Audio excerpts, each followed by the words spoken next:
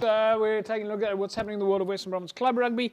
We're going to take a look at the Villagers versus Hamilton's first half in a second. Of course, Villagers got a home ground advantage.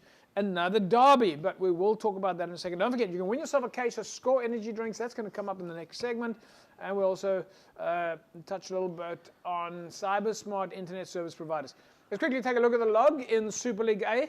Currently sitting at the top of the pile is Villagers, Durban, UCT, Valsbay, Helderberg, and Van der Stel. Those bring up your top 6. And then it's Tygerberg, Hamilton's, Unimil, SK Warmers, Brackenfell, Stellenbosch, and at the bottom 3 in danger.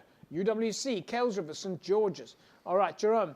UWC are sitting at number 13 on the log. They've only played 5 games. Is that is it still too early? If UWC want to stay out of 13th position, they've got to climb. But then the question is, who's going to be coming down to 13th position? Stellenbosch, currently sitting at 13th position on the log.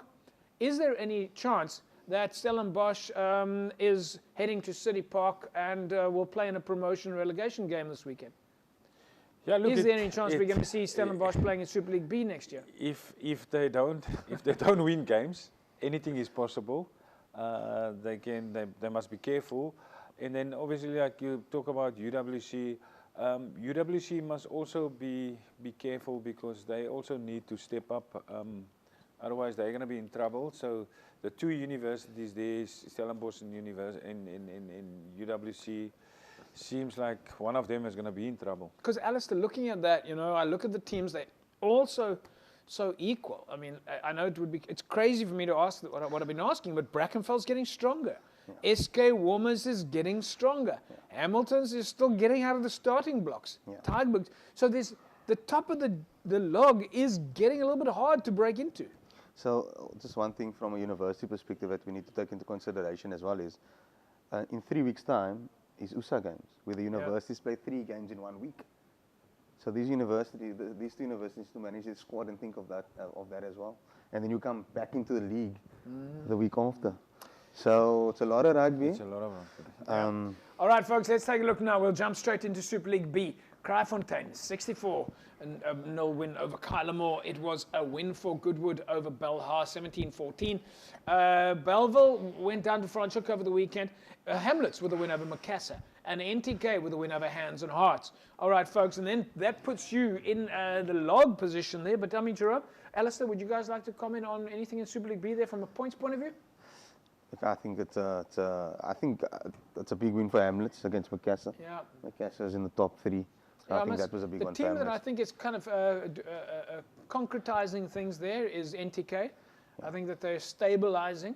Yeah. And I must say that I sort of expected an even peg game between Belhar and Goodwood. Yeah. 2 quality outfits there, Jerome. Yeah, I think that's a good result for Goodwood, but Goodwood has been doing well. Yeah. Well, we're going to take a look at the barometer a little bit later, and you'll see there's going to be some interesting stats there for some of these teams. But let's take a look then at the log in Super League B, and it's Goodwood at the top of the pile, followed by NTK, Belhar, Macassar, Kraaifontein, Franschhoek, and then bringing up the ranks in the middle, Primrose, Hamlets, Collegians, Humberdeers, CPUT, Hands and Hearts, Belleville Vineyards, and Kylemore. All right, so a similar sort of a challenge there in terms of where we are in the log positions, but yeah, it's the points at the moment that we saw there, Jerome, in terms of the scores, it's pretty much reflecting what the log is telling us. Yeah, if you look at that bottom 3 there, if you look where Belleville is, if they don't get points, they're in big trouble. But yeah, so if you look at Hands and Hearts, they also there, like CPUT is still fine, Alistair, because they still have a few games in hand. So, but I think that bottom 3, they have to get wins. In danger, right, folks? As we promised you earlier on, Villagers up against Hamiltons. Here we go. Super League A, first half.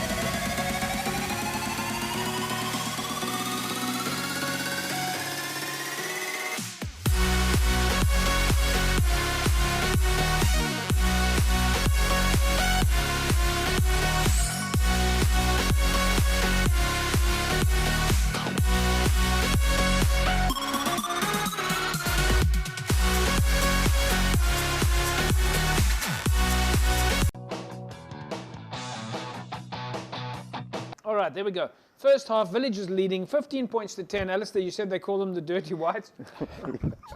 Hey, all right, let's just talk about that.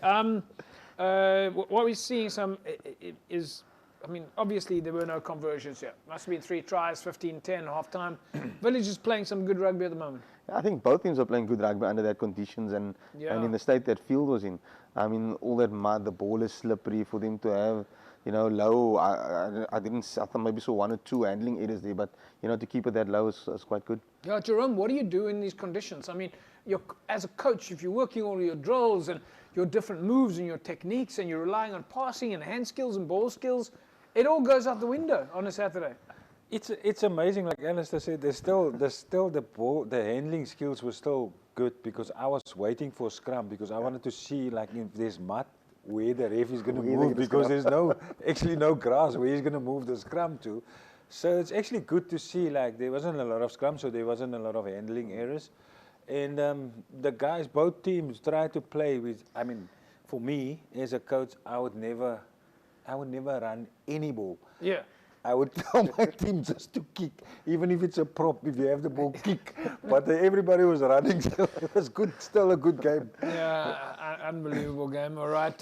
Still, it's half-time, 15-10. 2 quality outfits, folks, and do not forget the derby factor. Yeah. It's the 2 oldest teams in the country, Villagers against Hamiltons. Of course, Hamiltons would have had a point to prove. They lost in the derby match earlier in the year. So this was a big game, guys, more than what we're just seeing on TV. Yeah, it's bragging rights. Yeah. All right. Well, a little bit cold, a little bit damp, but it is, of course, rugby weather. Remember, after the break, you're going to have an opportunity to win yourself a case of Score energy drinks. You're watching Cape Rugby TV here on Cape Town TV, DSTV channel 263. Watch us every Wednesday night. We bring you the very best of what's happening in the world of Western Province Club Rugby. When we come back from the break, we'll take a look at the second half. We're also going to take a look at some of your predictions and fixtures coming up this weekend. Back in a sec, don't go away.